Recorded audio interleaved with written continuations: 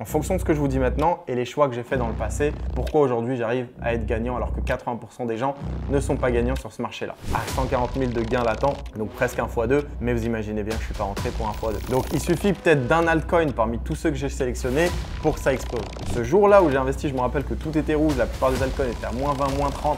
Je me suis dit écoute Mohamed, ferme les yeux, fais-le et tu réfléchiras plus tard et aujourd'hui j'en suis bien content.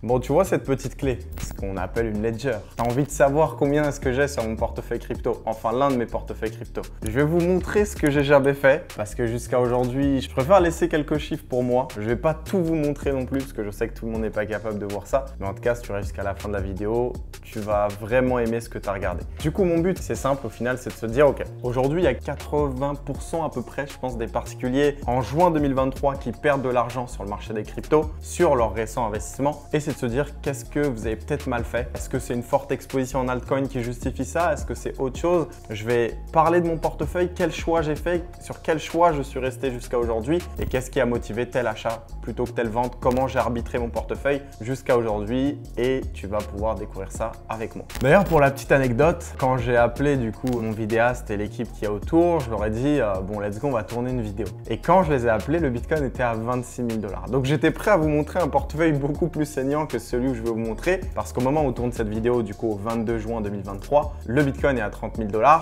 Le Bitcoin est ma plus grosse ligne d'investissement. Donc forcément, j'ai eu la chance de faire des beaux gains en tout cas entre temps. C'est aussi de vous expliquer comment aujourd'hui bâtir un portefeuille gagnant parce que c'est la chose, je pense, pour laquelle vous allez tous rechercher cette information. On va commencer par la première partie qui est la composition aujourd'hui de mon portefeuille. Mon portefeuille est à 65% exposé sur le Bitcoin et sur l'Ethereum, 30% exposé sur des stablecoins dont l'USDT en très grande majorité, peut-être à 99%, et enfin 5% d'altcoin. Pourquoi une faible exposition en altcoin? Pour la simple et bonne raison, je sentais que cette année 2022, 2023 et même peut-être le début 2024 allait être super compliqué et s'il allait y avoir un seul vainqueur, c'était le Bitcoin, d'où ma plus grosse ligne. Donc ma faible exposition en altcoin a justifié ma très forte exposition sur le Bitcoin notamment et ensuite l'Ethereum. Maintenant, si je dois faire la différence entre le Bitcoin et l'Ethereum, pour moi c'est assez simple. Le Bitcoin, il n'y en aura que 21 millions dans le monde. Personne ne sait à qui ça appartient, c'est totalement anonyme et aujourd'hui il y a des grosses baleines dessus, des grosses boîtes dont MicroStrategy, dont Tesla, dont Marathon Digital et plein de sociétés de minage. Il y a aussi pas mal de personnalités politiques, dont le maire de Miami. Et de l'autre côté, il y a Ethereum. J'adore Ethereum. Le seul problème que je trouve avec, c'est qu'on sache qui est le fondateur. Donc vous avez vu, il y a eu pas mal de raids sur les précédents mois, sur notamment Tornado Cash, ainsi que d'autres cryptos. Quand ils décident de se mettre sur le dos de quelqu'un, en tout cas les gouvernements et le système, ça ne pardonne pas. Donc voilà, je préfère avoir une plus faible exposition sur Ethereum, une plus grosse sur Bitcoin et encore une aussi plus faible sur les altcoins. Pourquoi autant de stables? Pour la simple et bonne raison qu'aujourd'hui, les stablecoins, c'est ce qui te permet aussi de réinjecter sur le marché, de faire des bons choix justes, de rester avec du cash, comme on dit toujours, cash is king. Donc lorsqu'il y a une opportunité de rentrer très lourdement à des prix super intéressants et vous allez le comprendre en fonction de ce que je vous dis maintenant et les choix que j'ai fait dans le passé, pourquoi aujourd'hui j'arrive à être gagnant alors que 80% des gens ne sont pas gagnants sur ce marché-là. Maintenant que je vous ai parlé de la composition, j'ai envie aussi de vous parler de où stocker vos crypto-monnaies. C'est un choix qui est tellement important en sachant le nombre de hacks et le nombre de mal-choses qu'il y a eu au final sur l'univers des crypto-monnaies, notamment avec FTX qui a détruit la confiance des investisseurs. Aujourd'hui, il y a certains altcoins que vous allez uniquement retrouver sur des plateformes centralisées. Donc les plateformes centralisées doivent juste te servir à tes opérations. Achat, vente, je sors tout simplement mon argent de cette plateforme-là, que ce soit Binance, Crypto.com, Coinbase ou quoi que ce soit. Si je dois quand même en recommander une, ça serait Binance, qui sont quand même assez solides au moment où je parle. Après, il peut se passer tout et rien.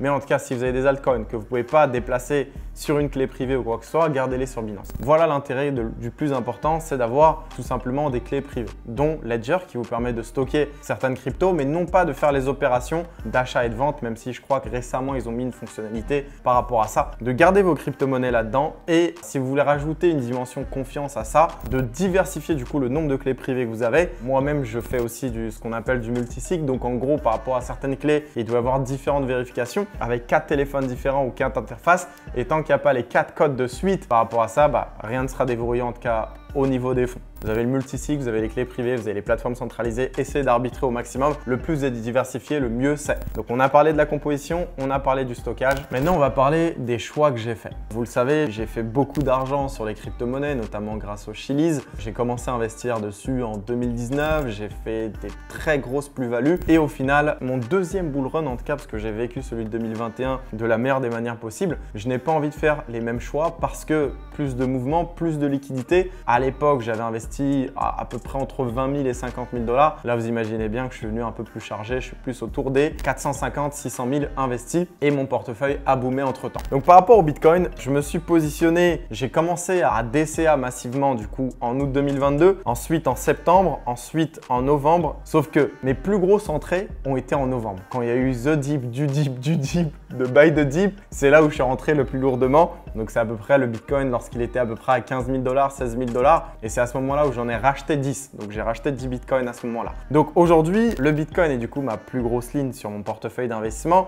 Actuellement, je suis en plus-value latente d'à peu près, il me semble, je vais te dire grossièrement 280, 300 000 $, quelque chose comme ça. Donc, je suis presque au x2. Mais je ne compte pas sortir maintenant parce que j'ai mes targets, j'ai mes objectifs. Et même si on peut prendre des take profit partiels, je préfère rester sur mes positions. Par rapport au Bitcoin, voilà ce qui a justifié mon choix. Au moment où c'était un peu la peur, la crise de confiance vis-à-vis de tout le monde était méfiant. Moi, c'est à ce moment-là où j'avais du cash qui était prêt à être investi, sauf que j'attendais le bon moment et j'ai permis de lisser mon prix, ce qui fait que je suis à peu près un prix moyen d'à peu près 17 500 $.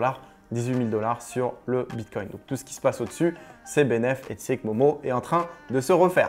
D'ailleurs, pourquoi je suis rentré sur 4 mois de manière lissée sur cet actif-là, c'est pour la simple et bonne raison qu'aujourd'hui, personne ne peut avoir le prix optimal. Même moi qui est sur les marchés financiers depuis à peu près 6 ans et demi, bientôt 7 ans, je n'arrive pas à trouver le point optimal. Par contre, j'arrive à faire en sorte que, par exemple, mon DCA2, c'est-à-dire la seconde fois où je rentre en DCA, la troisième fois, soit un peu plus lourde que la première si le prix continue à décroître. Je ne suis pas prêt à acheter à n'importe quel prix et pour moi sur le graphique en tout cas du Bitcoin, il y a deux réalités. Il y a ce qui se passe au-dessus des 30 000 et il y a ce qui se passe en dessous des 30 000. Donc tout ce qui est en dessous des 30 000, on est un petit peu sous l'eau, on est dans les profondeurs, ça devient intéressant à acheter, pas à n'importe quel prix. Donc le plus bas, le mieux c'est. Donc c'est là où vous devez mettre le plus de liquidité et le plus haut, le plus, faut forcément s'en méfier et ne pas trop s'aventurer. Quelques achats de temps en temps, mais pas des grosses sommes considérables ou quoi que ce soit. Ensuite, maintenant si on en vient à Ethereum, du coup qui est ma deuxième plus grosse ligne, je suis rentré 2 fois sur Ethereum, non pas 4 fois comme sur Bitcoin. La première fois où je suis rentré, c'était en juillet 2022, donc l'Ethereum était à peu près à 1000-1100 $. Et la deuxième fois où je suis rentré, c'était en octobre 2022. De toute façon,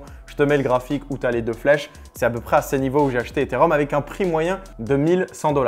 Et au final, sur Ethereum, on a déjà eu 2 pumps. Ça veut dire que j'avais 2 fois l'occasion de sortir. Donc, la première en août 2022 et la deuxième en avril 2023. Pourquoi je ne suis pas sorti? Parce que ces prix-là ne m'intéressent pas. Pour moi, sur Ethereum, il y a aussi ces deux zones-là qui sont pour moi super importantes à considérer. Donc, la partie haute du graphique, la partie basse. La partie basse, c'est en dessous de 2400 et la partie haute, c'est au-dessus de 2400.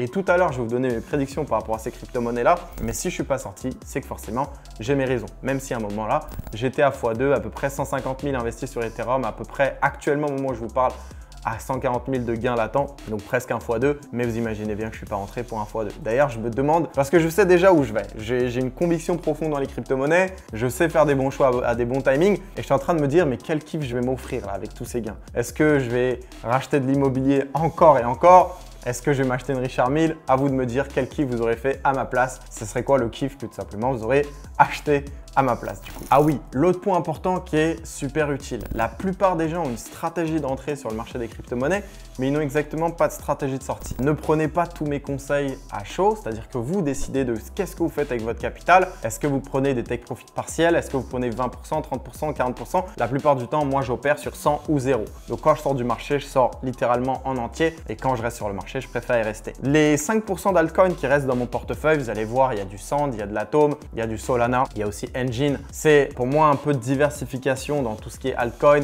entre la métaverse, entre les layers, entre en fait différents aspects du coup qui fait que j'ai un risque assez diversifié. Donc il suffit peut-être d'un altcoin parmi tous ceux que j'ai sélectionnés pour que ça explose. Je ne vais pas trop m'étaler là-dessus. Par contre, vu que vous avez mes lignes maintenant et vous savez sur quoi j'ai investi, en tout cas sur ce portefeuille-là, non pas sur les autres, bah vous savez que voilà, tu tapes white paper, Atom, tu regardes un petit peu les fondamentaux du projet. Si ça t'intéresse, il y a des dizaines de vidéos éducatives sur ces crypto-monnaies-là sur YouTube et du coup, tu peux te renseigner et voir est-ce que tu mets pas 50 €, 100 €, mais être surtout prêt à investir à chaque fois l'argent que vous êtes prêt à perdre. Ce que je vous donne, ce n'est pas des conseils en investissement. Maintenant, quelles sont mes prédictions pour les prochains mois? Sachant que cette vidéo-là est tournée en juin 2023. Pour le Bitcoin, mon premier take profit, donc ma première zone de profit, c'est entre 37 000 et 42 000 $. D'ailleurs, je l'avais dit dans une de mes stories Instagram. Et enfin, pour l'Ethereum, c'est entre 2400 et 2600. Peut-être qu'à ce moment-là, je vais être motivé à prendre quelques gains ou voire prendre les gains entiers,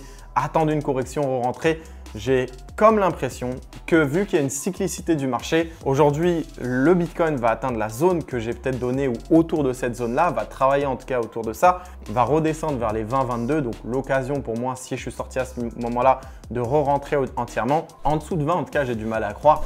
Et pareil sur Ethereum. Donc peut-être qu'on va revenir vers les 1300, 1400 $. Vu que j'aurais fait la première vague en termes de plus-value, je serais prêt à réinjecter et re-rentrer sur le marché. Peut-être pas entièrement, mais au moins peut-être à 50-60% des capitaux que j'avais placés lors de la première opération, sans compter les profits. Maintenant, si tu es à la recherche de gains un peu plus court terme, si tu as envie de savoir qu'est-ce que je fais à chaque fois, à chaque journée, est-ce que je vends, est-ce que j'achète le Bitcoin, c'est ma spécialité. Ça fait 2 ans que je le trade, j'ai la chance d'avoir la communauté francophone la plus grosse à ce niveau-là. On est plus de 25 000 membres qui suivent mes alertes quotidiennement. Tu as juste à suivre mon canal, je vais te le mettre en description et tu as juste du coup à rejoindre, à rentrer dans le groupe et faire tes premiers gains avec nous. On arrive à la partie qui, pour moi, est la plus primordiale. Quels sont les conseils que je te donnerais pour du coup bâtir ce portefeuille gagnant? Donc, j'en ai donné certains dans la vidéo, mais je vais en rajouter encore 3 pour être gagnant sur le long terme. Le premier conseil, il est super important lorsque vous investissez, et c'est de quoi on est en train de parler à ce moment-là, c'est de dominer votre psychologie. Vous ne savez pas le nombre de fois où je suis tenté de décaisser mes crypto-monnaies, d'encaisser mes profits, de réarranger mes lignes. Vous savez, récemment, il y a un meme coin qui s'appelle PP qui est sorti de nulle part, dans lesquels les gens ont envie d'investir. J'ai des potes qui m'ont appelé. Bref, il y a tellement de tentations dans ton entourage lorsque tu investis ou de tentations par rapport aux news de marché, le FUD qui peut être transmis ou quoi que ce soit. C'est un marché qui bouge extrêmement vite, mais le conseil que j'ai à vous donner, c'est pas de rester devant les graphiques et les variations chaque journée. Ça m'est déjà arrivé aussi dans le passé d'aller sur Binance, d'aller sur mes wallets et d'actualiser tous les jours ce qui se passe. Maintenant, j'arrive à avoir plus de recul sur ça, malgré que j'investis beaucoup plus que le passé et de me dire, ok, les choix que j'ai faits, ils ont été motivés par des raisons. Il n'y aura pas plus de raisons que ça que de s'enlever du marché. Restez vraiment à l'écart de votre psychologie, à l'écart de ces biais émotionnels. J'ai appelé des amis, je leur ai dit d'investir lorsque le Bitcoin était à 15 000, 16 000. Ils ne l'ont pas fait. Aujourd'hui, ils sont apeurés. Ils me disent, écoute, Mohamed, qu'est-ce qu'on fait, etc. Donc, au final, ne vous laissez pas dominer par vos émotions. Ce jour-là où j'ai investi, je me rappelle que tout était rouge. La plupart des altcoins étaient à moins 20, moins 30.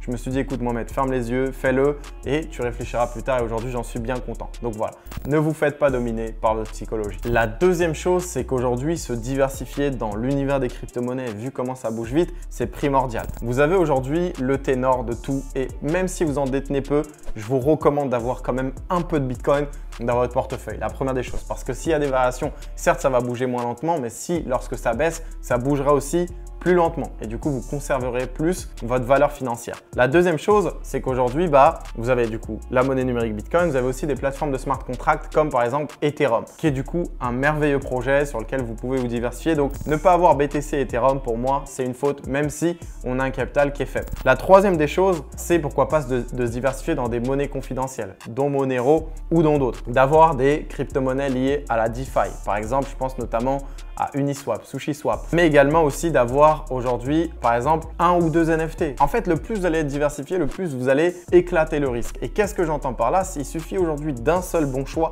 pour rattraper toutes les pertes des autres. Donc voilà, soyez vraiment diversifiés sur la gamme de produits qui est proposée dans l'univers des crypto-actifs et de choisir les bons projets.